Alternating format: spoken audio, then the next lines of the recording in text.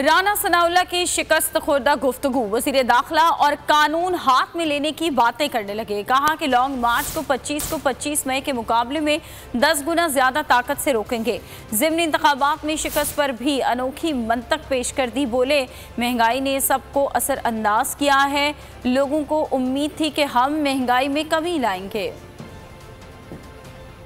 इसमें पीटीआई ने कुल मिला के 5,47,652 वोट हासिल किए। पीडीएम के कैंडिडेट से उन्होंने 4,75,037 वोट जो है हासिल किए। मैं इमरान खान को ये कहना चाहता हूँ कि अगर तुम ये चाहते हो कि हम 5,47,000 वोटर्स के फैसले को तस्लीम करें, तो फिर तुम्हें 4,75,000 वोटर्स के फैसले का भी एहतराम करना होगा।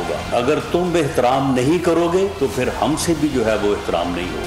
मैं आपको वार्न करता हूँ, आपने जथा कल्चर को प्रमोट करते हुए अगर आपने लॉन्ग मार्च या इस्लामाबाद पे चढ़ाई का फैसला किया तो आपको बहुत मुंह तोड़ जवाब दिया जाएगा, पूरी तरह से जो है वो फेस किया जाएगा। ये इब्तदा आपने करनी है, इसका अंजाम जो है वो फिर हमारे पास होगा।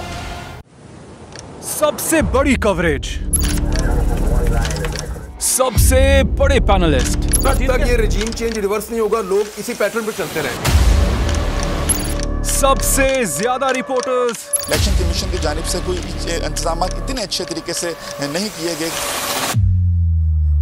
बोल की रिवायत, सबसे पहला नतीजा। तहरीक इंसाफ के उम्मीदवार इमरान खान साहब यहां से भी आगे हैं।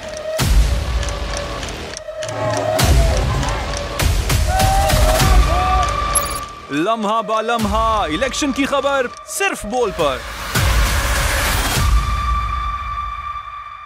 सबसे ज्यादा व्यूज, सबसे ज्यादा रील्स और सबसे ज्यादा रेटिंग के साथ बोल अब भी नंबर 1 पोजीशन पर बरकरार। सब्सक्राइब करें और बेल दबाएं ताकि कोई खबर रह न जाए।